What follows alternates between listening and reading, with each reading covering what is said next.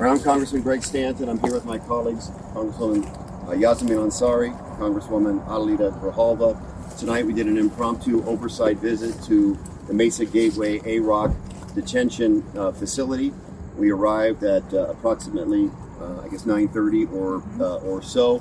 We attempted to get into the facility as we are legally obligated and have a right to do as members of Congress to provide oversight over this ICE detention facility.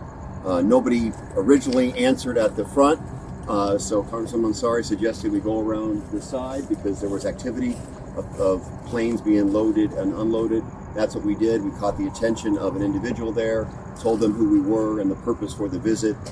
To their credit, they did allow us to then enter the facility. We did ask for each of us to have one of our professional staff people to go with us. And that request was originally agreed to, but then secondarily, the chief who was called on the phone by the gentleman who was helping us, changed his mind and said that we could not have professional staff. So it was just the three of us that did the oversight visit. I would just say what we saw inside the facility tonight was shocking, overcrowding to a level that is completely unacceptable. People lying on the floor next to each other, side by side on a concrete floor. This is a facility that was meant for short-term stays as people await their flights to deportation. We now know that detainees are staying here for multiple days. Unfortunately, they could not tell us for the detainees that were there how long each of them had been there, but it was clear that many of them had been there for a long period of time in these conditions in which each of the holding cells were significantly overcrowded, significantly beyond the capacity. That's totally unacceptable to any of us. I handed over to Congresswoman Ansari to give further description of what she saw, and she spoke to some of the detainees, and then Congresswoman Grijalva, who also had the opportunity to speak to some of the detainees. Officially, we were not, quote, allowed to speak to the detainees, but of course, when detainees approach us and clearly want to speak to us, there's nothing legally stopping them from doing so. Unfortunately, the staff of the facility did not want us doing that, and after short conversations, told us we could no longer speak to the detainees. Congresswoman. Thank you, Congresswoman Yasmin Ansari. I represent Arizona's 3rd District. What we just witnessed inside this detention facility, the short-term facility called A-Rock at Mesa Gateway Airport, was shameful. Absolutely shameful that the United States government, funded by our taxpayer dollars, is allowing this to happen. What we witnessed is massive overcrowding, rooms that have capacity for 21 people, and it clearly says that at the top of each room, filled with 40, 50 people, body to body, detainees begging to speak to us through the windows, speaking to us through the cracks of these rooms, telling us that it's hot, that somebody has a fever, that they've been here for days. It's unacceptable. ICE is breaking any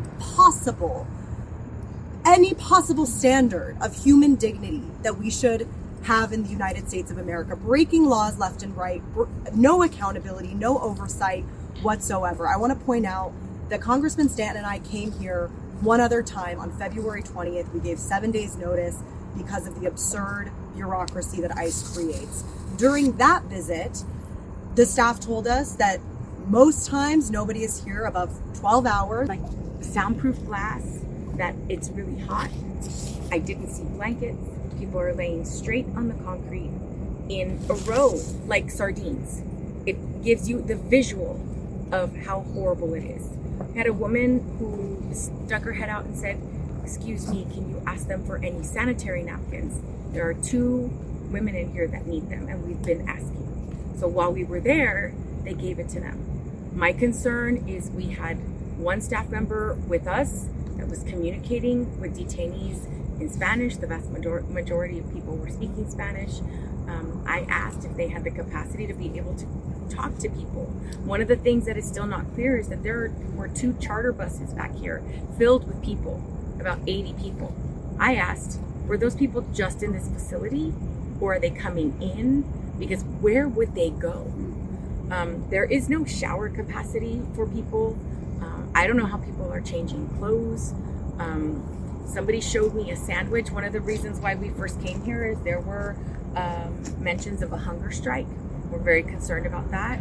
someone put up a sandwich that looked like just pieces of bread.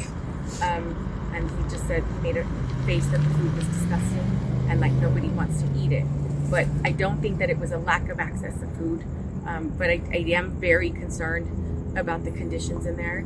Anyone with a cold, anyone with any kind of infection, they are in literally such close quarters and sweating that there is no way that people are not going to get really, really ill in there. And a woman said, you know, why aren't they treating us like human beings? This is inhumane.